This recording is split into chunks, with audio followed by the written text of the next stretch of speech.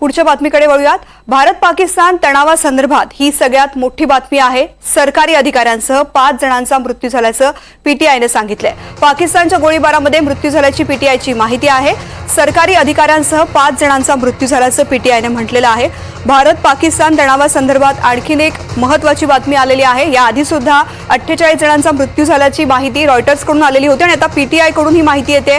सरकारी अधिकाऱ्यांसह 5 जणांचा मृत्यू झालेला आहे। पाकिस्तानच्या गोळीबारामध्ये हा मृत्यू झाल्याची माहिती मिळते।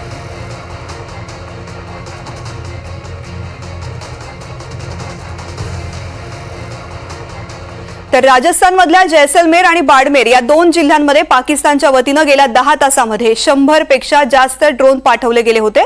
भारतीय सैन्याने यापैकी सर्व ड्रोन हे निष्क्रिय करून उद्ध्वस्त केलेले आहेत। जैसलमेर आणि बाडमेर या दोन्ही जिल्ह्यांमध्ये पूर्णपणे ब्लॅकआउट करण्यात आलेलं होतं। जैसलमेर फोर्ट्स आणि इतर महत्त्वाच्या ठिकाणी सुद्धा पाकिस्तानच्या वतीने हे ड्रोन पाठवण्यात आलेले होते। या परिसरात शेल्स पाठवून पाकिस्तानने बॉम्बगोळे टाकलेले आहेत।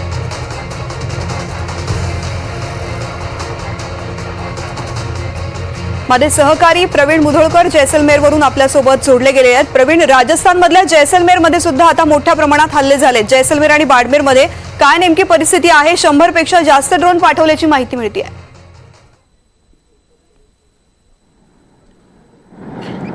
तृप्ती, आपण पाहू शकतो राजस्थानची जी बॉर्डर आहे भारत पाकिस्तानची ती जवळपास 1500 किलोमीटर एवढी आहे। त्यामुळे खूप मोठा हा भूभाग आहे आणि स्थलसेना ही सर्वाधिक इथे तैनात करण्यात आलेली आहे। स्थलसेनेसोबतच मिसाईल्स जे येतात ते मिसाईल्स रोखण्यासाठी आणि ड्रोन रोखण्यासाठी ती जी यंत्रणा आहे प्रतिकात्मक ती सुद्धा या ठिकाणी तैनात करण्यात आलेली आहे। आणि गेल्या 12 तासामध्ये 100 पेक्षा जास्त ड्रोन या ठिकाणी आले आणि ते निष्क्रिय करण्यात आले।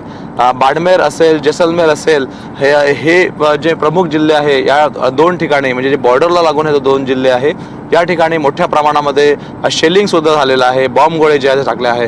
मी या ठिकाणी तुम्हाला दाखवतो, हा जो हायवे दिसतोय, हायवेची मूवमेंट जी आहे ती सध्या ट्रक वगैरे दिसत आहे, पण बाकी ज्या गाड्या आहेत त्या कमी आहेत।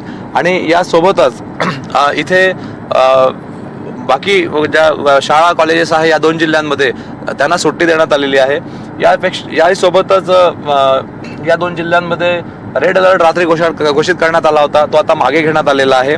आणि जे 5 विमानतळ आहे राजस्थानातली या परिसरातली ती विमानतळ जी आहेत ती बंद करण्यात आलेली आहे आणि पुढच्या आदेशापर्यंत ती बंदच राहतील। त्यामुळे आता जैसलमेरचं विमानतळ असेल किंवा यासोबतच या ठिकाणी जोधपूरचं विमानतळ असेल ते सुद्धा बंद आहे आणि जे विमानं या ठिकाणी पर्यटकांसाठी यायची ती सुद्धा सगळी बंद आहेत। त्यामुळे फक्त आर्मीच्या मुवमेंटसाठी, एअरफोर्सच्या मुवमेंटसाठी हे विमानतळ जे आहेत ही वापरली जातील, याच्या धावपट्ट्या ज्या आहेत त्या वापरल्या जातील। आणि कुठलेही म्हणजे विमानतळ बंद ठेवण्याचे कारण असं असतं किंवा कारण की या बॉर्डरच्या भागामध्ये जेव्हा हल्ले होतात, ड्रोनचे हल्ले होतात, तेव्हा कुठल्याही प्रवासी विमानाला त्याचा धोका होऊ नये म्हणून हे विमानतळ सुद्धा बंद ठेवली असतात।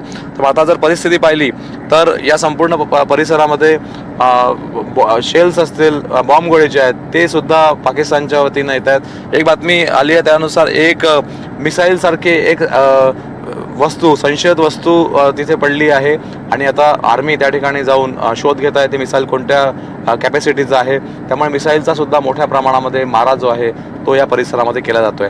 त्यामुळे पाकिस्तानच्या अतिरेकी अड्ड्यांवरती भारतानं हल्ला केला, पण प्रत्युत्तर म्हणून पाकिस्तानच्या वतीनं भारतीय नागरी वस्त्यांवरती हल्ला केला जातोय। त्यामुळे बाडमेर असेल आणि राजस्थानचे जे 2 जिल्हे आहेत जैसलमेर आणि बाडमेर या 2 जिल्ह्यांमध्ये मोठ्या प्रमाणामध्ये घरांचं नुकसान झालेलं आहे आणि या ठिकाणी पूर्णपणे ब्लॅकआउट करण्यात आलेलं आहे।